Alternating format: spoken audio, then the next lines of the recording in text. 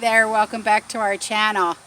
Well, what I'm going to do right now is I have some more bok choy, some red lettuce, and some escarole that I'm going to be regrowing. I've been regrowing them in water in my kitchen windowsill for about 3 days. And this is what the bok choy, this is how much it's grown so far.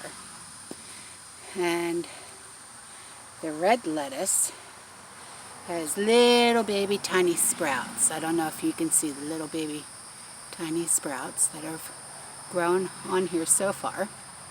And then for the escarole, it's grown some baby sprouts already. So I'm going to be planting them in another raised garden bed that I have, made out of another tire.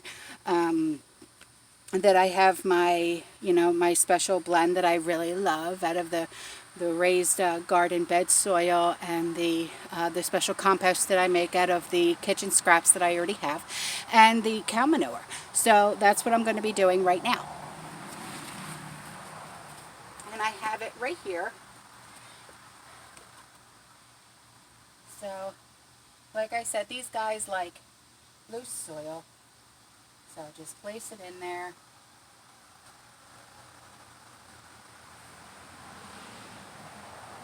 Into their new little home.